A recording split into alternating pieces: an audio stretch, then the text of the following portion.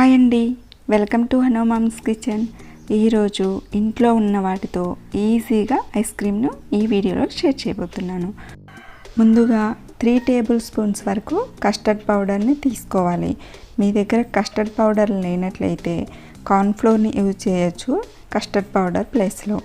ఆ తర్వాత ఇందులోకి పాలను యాడ్ చేస్తూ మిక్స్ చేసుకోండి. నేను తీసుకున్న కస్టర్డ్ పౌడర్ వెనీలా ఫ్లేవర్. మీరు కార్న్ఫ్లోర్ యూజ్ చేసినట్లయితే అందులోకి వెనీలా ఎసెన్స్ని యాడ్ చేసుకోండి, ఫ్లేవర్ బాగుంటుంది. ఆ తర్వాత 1 లీటర్ పాలను స్టవ్ వెలిగించి కడాయిలో పోసుకొని మంటను హై ఫ్లేమ్లో పెట్టుకొని కంటిన్యూస్గా కలుపుతూ ఉండండి.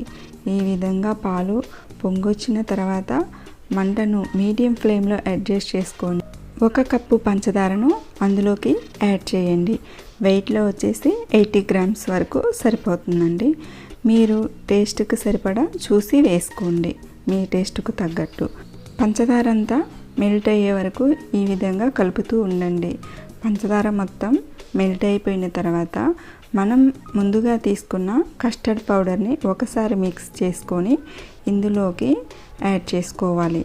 మంటను మీడియం ఫ్లేమ్లో కానీ లో ఫ్లేమ్లో కానీ అడ్జస్ట్ చేసుకొని ఇలా నిదానంగా వేస్తూ కలుపుతూ ఉండండి. కస్టర్డ్ పౌడర్ని యాడ్ చేసుకున్న తర్వాత మన పాలు కన్సిస్టెన్సీ అనేది థిక్నెస్ వస్తుంది. సో లో ఫ్లేమ్లో అడ్జస్ట్ చేసుకొని మంటను ఈ విధంగా కంటిన్యూస్గా కలుపుతూ ఉండండి. ఈ స్టేజ్లో ఒకసారి స్వీట్నెస్ అనేది చెక్ చేసుకోండి. స్వీట్నెస్ తగ్గినట్లయితే కొంచెం పంచదారను యాడ్ చేసుకోండి. ఇలా మంటను లో ఫ్లేమ్లో అడ్జస్ట్ చేసుకొని కంటిన్యూస్గా కలుపుతూ ఉండండి. కొంతసేపటికి థిక్నెస్ వస్తుంది.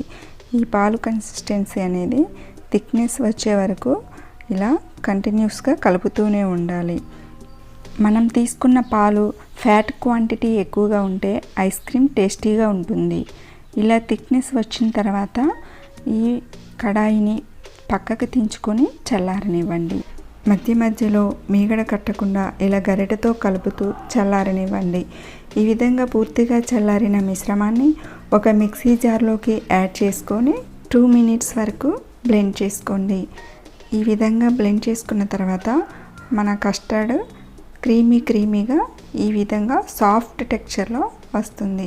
దీన్ని ఒక స్టీల్ బాక్స్లో కానీ ప్లాస్టిక్ బాక్స్లోకి కానీ ట్రాన్స్ఫర్ చేసుకొని ఎయిర్ టైట్గా ఉండే మూత పెట్టి డీప్ ఫ్రిడ్జ్లో 2-3 అవర్స్ వరకు ఉంచండి. ఆ తర్వాత మూత తీసి దీన్ని ఒక గరిటెతో ఈ విధంగా మళ్ళీ మిక్సీ జార్లోకి ట్రాన్స్ఫర్ చేసుకొని ఫ్రెష్ క్రీమ్ లేదా పాల మీద మేగడ ఒక 3 స్పూన్స్ వరకు యాడ్ చేసుకోవాలి. ఈ పాల మీద మేగడ ఫ్రెష్గా ఉంటే బాగుంటుంది. ఈ విధంగా మళ్ళీ ఒకసారి 2-3 మినిట్స్ వరకు పల్సిస్తూ బ్లెండ్ చేసుకోండి. ఈ క్రీమీగా మన కస్టర్డ్ రెడీ అయింది. దీన్ని మళ్ళీ అదే బాక్స్లోకి ట్రాన్స్ఫర్ చేసి 8 గంటల్లో డీప్ ఫ్రిడ్జ్లో ఉంచండి, లేదా ఓవర్ నైట్ ఉంచినా సరిపోతుంది. క్రీమీగా వెనీలా ఫ్లేవర్తో కస్టర్డ్ ఐస్ క్రీమ్ రెడీ అయిపోయింది. పిల్లలు ఐస్ క్రీమ్ కావాలని అడిగితే ఈ విధంగా ఇంట్లో ఉన్న వాటితోనే చేసి పెట్టండి. మీరు ట్రై చేసి ఎలా వచ్చిందో కామెంట్ చేయండి. నచ్చితే లైక్ చేయండి. నా ఛానల్ని సబ్స్క్రైబ్ చేసుకోండి. చాలామంది నా ఛానల్ను వాచ్ చేస్తున్నారు కానీ సబ్స్క్రైబ్ చేయటం లేదు. Please subscribe my channel.